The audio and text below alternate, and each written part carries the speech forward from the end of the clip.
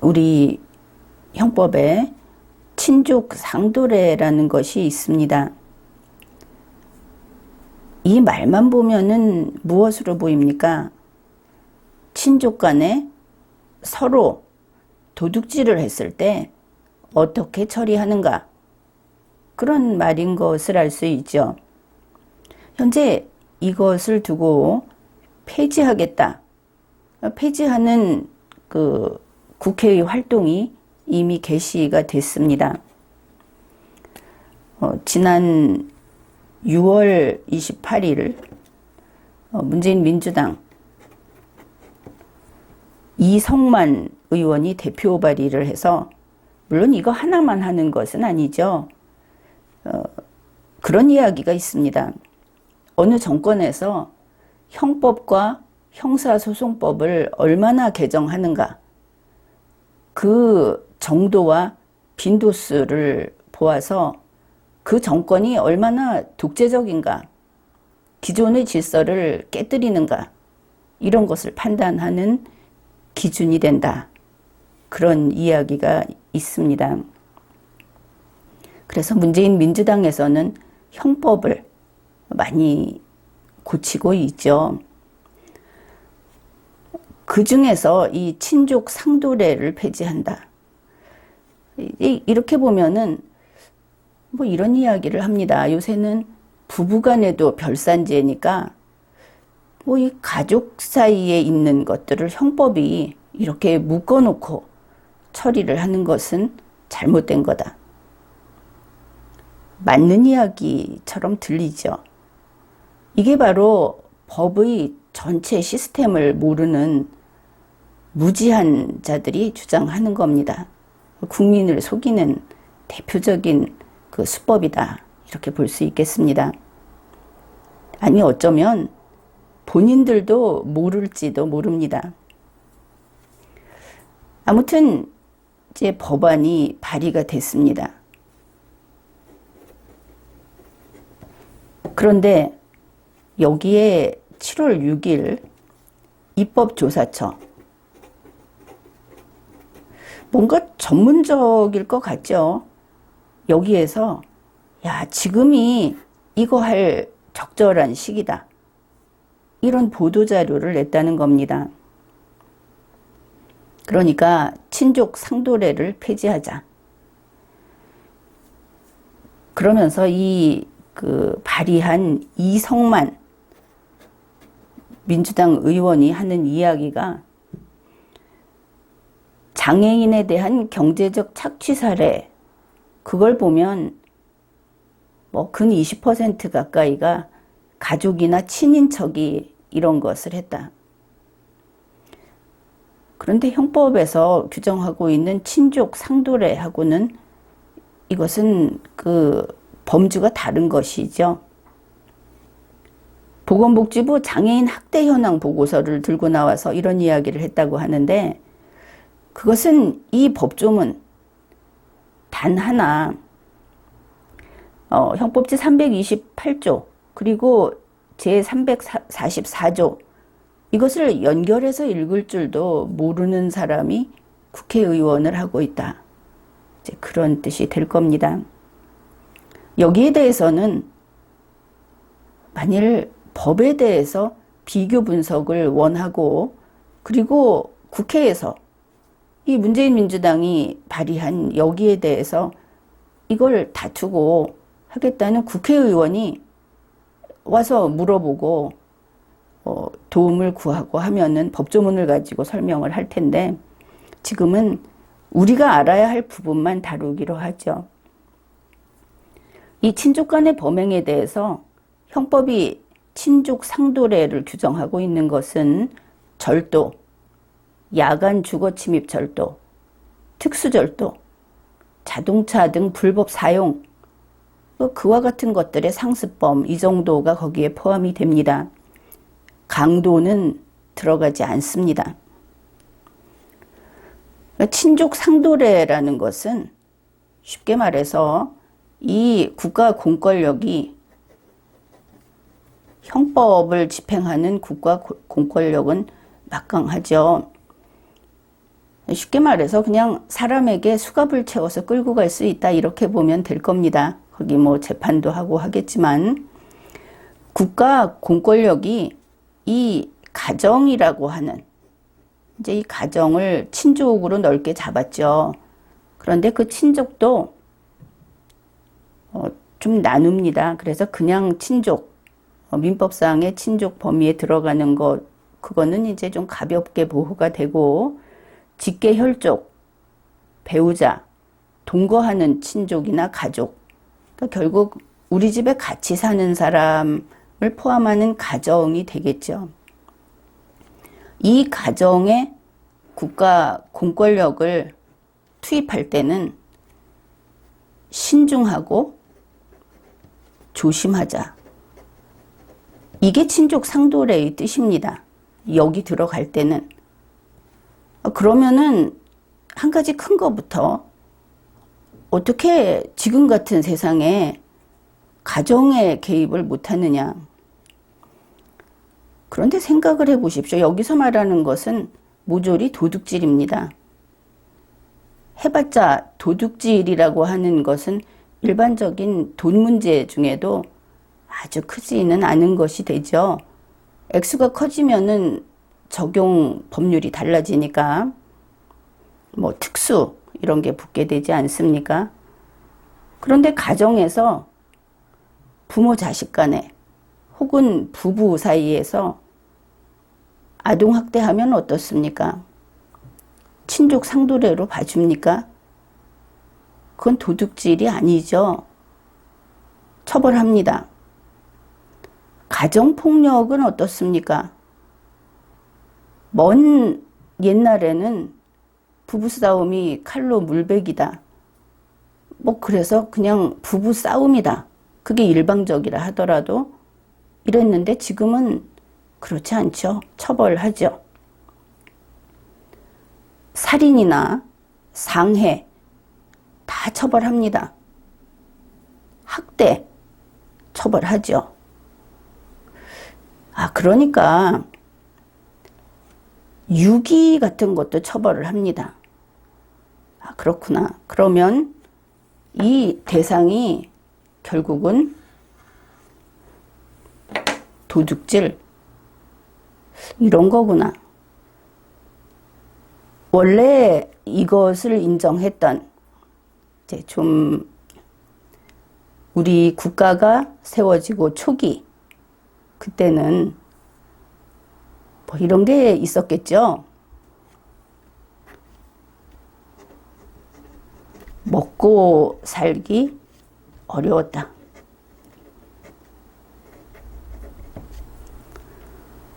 그래서 뭐 굶다 못해갖고 형님 집에 가서 곡식을 훔쳐갔다. 뭐 이런 게 이제 초기에는 그런 것들을 고려해서 넣어놓은 것인데, 좀 길게 적어도 한 600년, 700년 이렇게 형법의 역사를 돌이켜 본다면은 지금까지 와서 이게 왜 국가 공권력이 가정에 개입하는데 신중하는가? 다시 말해서 예를 갖추는가? 그것은 인간 존엄성에서 찾을 수 있습니다. 우리가 집을 나서면 당장 다른 사람을 생각해야 되죠. 집에서 하고는 차원이 다른, 정말 1대1로 다른 사람의 영역을 건드리는가? 이게 절대 불가다하는 겁니다. 도로교통법 지켜야 하죠. 밖에 나오게 되면 개인의 생활이라는 것은 항상 어느 정도는 공적 영역에 들어가 버리게 됩니다. 우리는 밖에 CCTV 설치해놔도 그냥 말없이 감수하지 않습니까? 그게 공적 영역이기 때문에 그런 겁니다. 이제는 이 사생활의 영역은 사실은 집 안에만 있습니다. 우리 헌법은 사생활의 영역에서 개인의 자유를 극대화하려고 하죠. 개인의 자유가 사생활의 영역에서 극대화되는 것은 불간섭입니다. 방법은 한 가지인 것이죠. 그런데 앞에서 이야기했듯이 부모가 아이를 체벌했는데 지금은 무조건 안 된다고 하죠. 전에는 다칠 정도로 하면은 절대 안 되는 거 마찬가지였습니다. 이 불간섭이라고 하는 것이 지금 점점점 줄어들고 있죠. 물론 인간성이 그만큼 좀 낮아졌다. 그렇게 볼 수도 있고, 또 주의하고 감독해야 할 사항이 많아졌다. 그렇게도 볼 수 있습니다. 사생활의 영역은 불간섭이 원칙이다. 그런데 이제는 이게 줄어들었다. 그렇죠. 그러면 우리가 집 밖에 나와서 사는 거의 모든 생활, 99.9%, 그 생활은 공적 영역에 걸쳐 있다. 그렇죠. 그러면 어떻게 할 것인가? 공적 영역에서 공을 위해서 사는 항상 뒤로 물러서라. 그러고 보니 인간 존엄성이라는 것이 형해화되고 만다. 나는 무엇인가? 보호받을 길이 없다. 단지 국가의 보호에 의존해서 국가의 자비를 바랄 수밖에 없다. 그러면 국가가 선 그 자체가 아니라고 할 때 보호받지 못하겠죠. 그 국가가 우리 국민이 뽑아놓은 그저 보통 인간들이 가서 그 엔진을 다루는데 그들이 인간 존엄성을 극대화, 가장 중요한 가치로 생각을 하지 않고 자기 욕심을 1억 분의 1이라도 챙긴다면 이거 무너지겠죠. 그래서 이 공적 영역이라 하더라도 개인의 자유를 극대화해야 한다. 이게 헌법 정신입니다. 효율성을 위해서, 행정 효율성을 위해서 국민의 생활을 규제하는 거 효율적이면 되는가? 안 된다는 것이죠. 그게 바로 자유보호, 인간 존엄성 존중. 이 자유민주주의라고 하는 것은 우리가 인간으로 살아가기 위해서 반드시 지켜야 하는 그런 그 이념.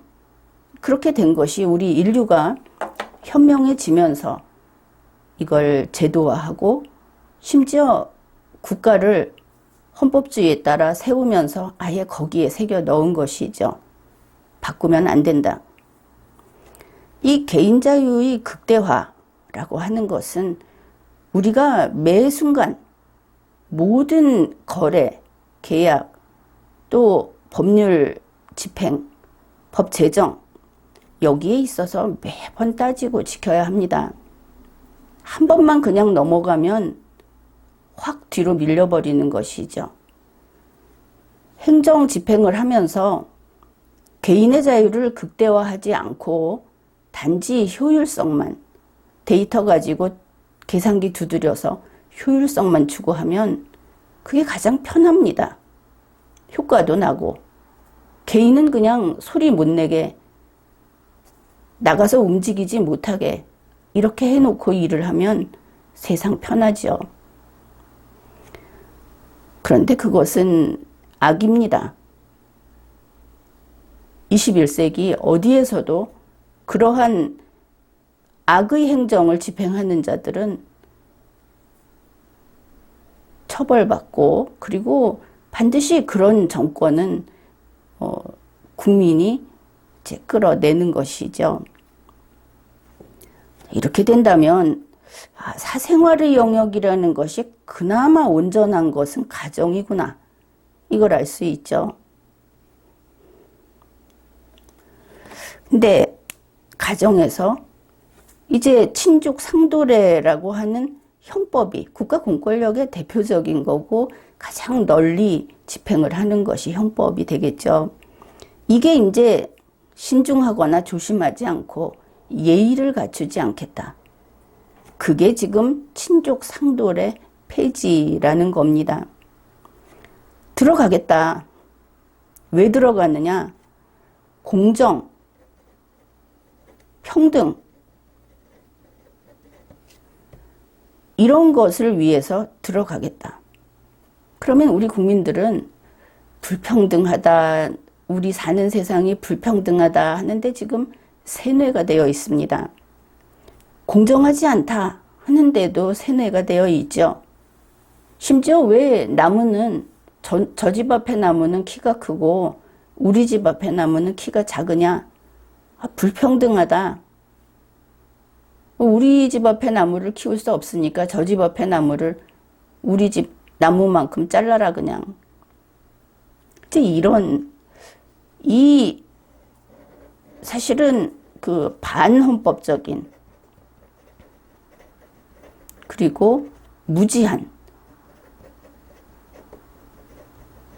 이런 어떤 그 권력자들, 이거는 나는 좋아하지 않는 표현입니다. 근데 이런 사람들이 국민을 이런 식으로 통제하고 있고 심지어 머릿속까지 마음속까지 통제하고 있다 보니까 국민은 공정하면 이게 선한 거다. 이런 착각을 하는 겁니다. 이런 것이죠.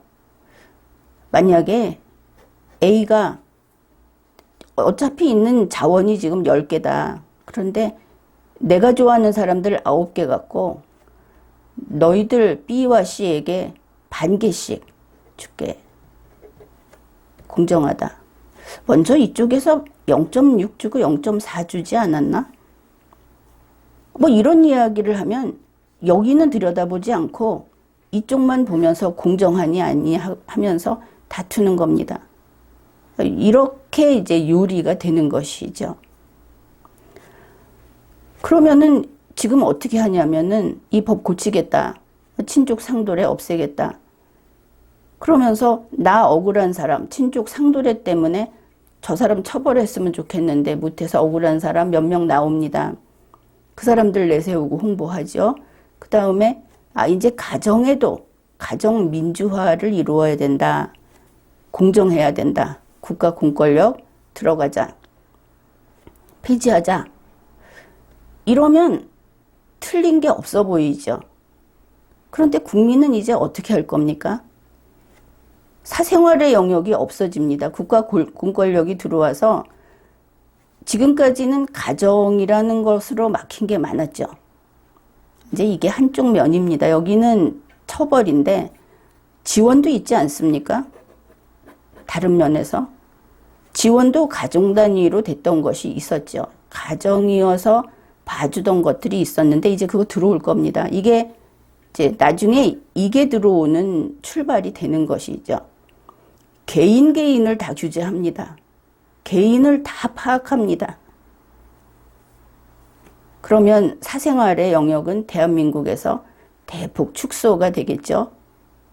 인간의 존엄성은 행정 효율성 앞에서 주장할 길이 없습니다. 모두를 위해서 네가 희생해라. 안 하면 너는 나쁜 인간이다.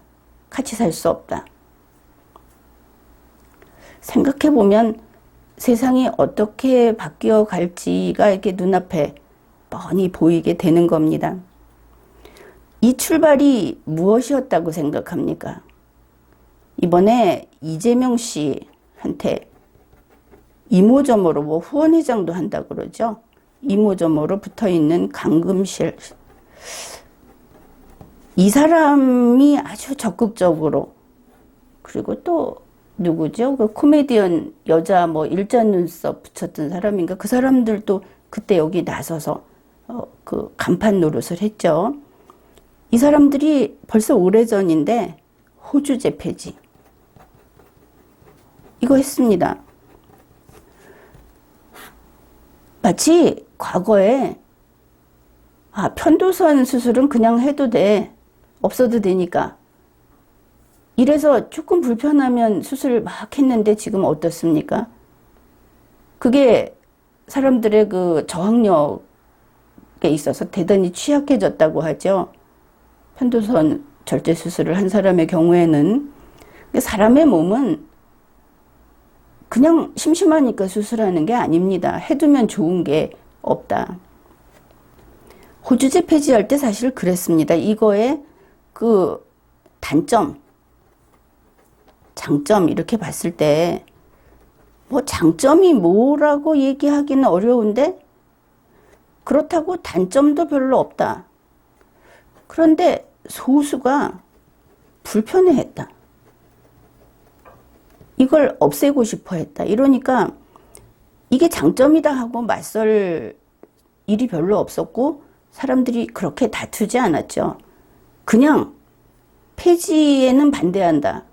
그런데 직접적으로 이게 폐지되면 나는 뭐가 불편하고 하면서 이 사람들만큼 나선 사람은 별로 없었습니다. 호주제 그냥 폐지돼 버렸죠. 이 이야기는 몇 해 전에 했는데 호주제를 폐지하면서 대한민국 그 민법전을 이렇게 보게 되면 이제 뭐 충칙부터 시작해서 이렇게 쭉 있죠. 마지막에 친족 상속법이 있습니다.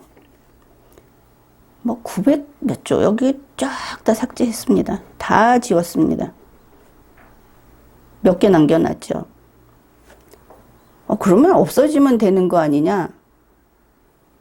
그게 아닌 게 민법의 역사는 수천 년이죠.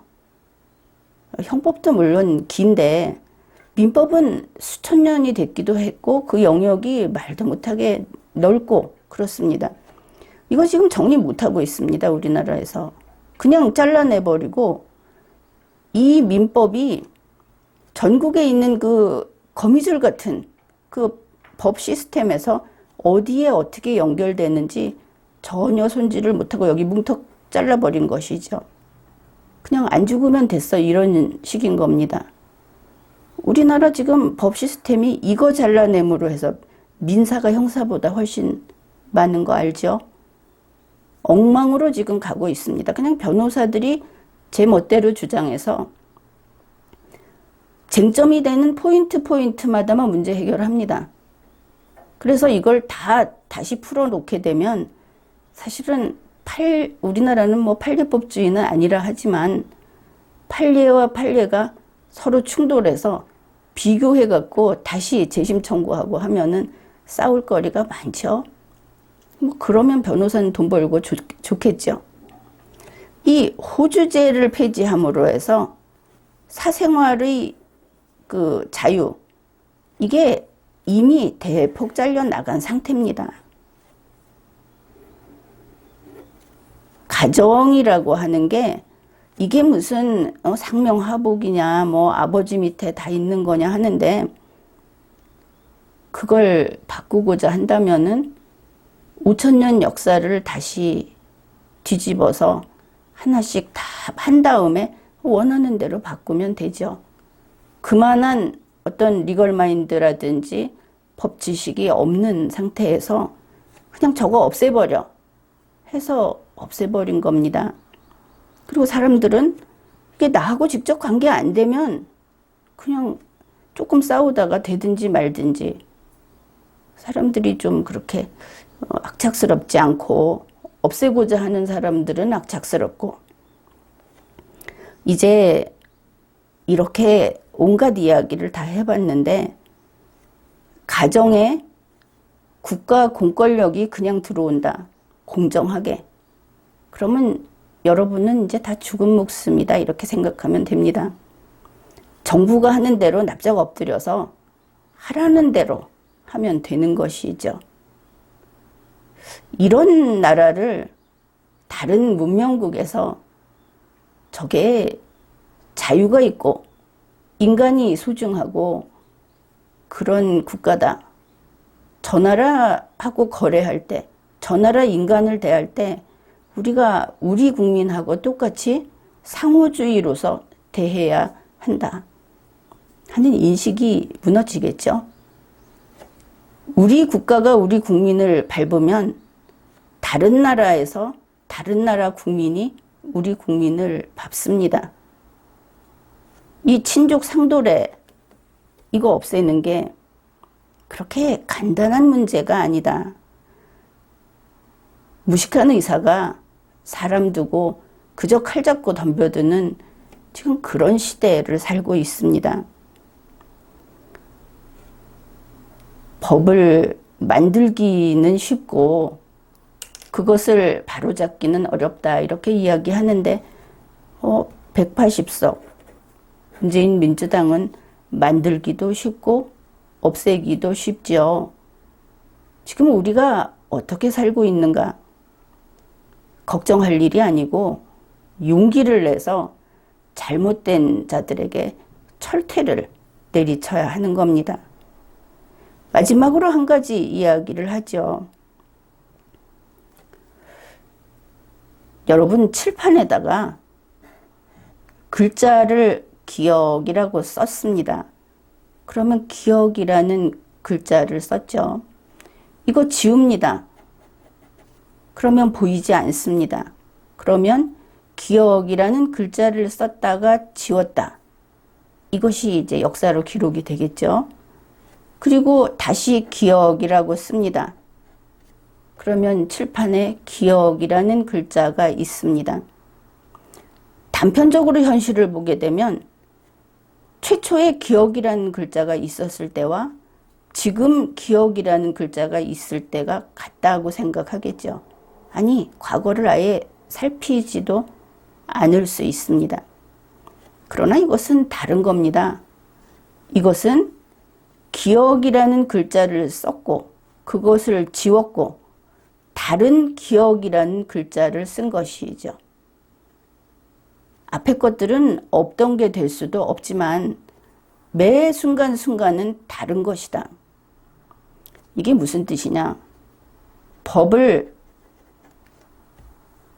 고쳤다가, 그러니까 폐지했다가 다시 법을 만들었다고 합시다.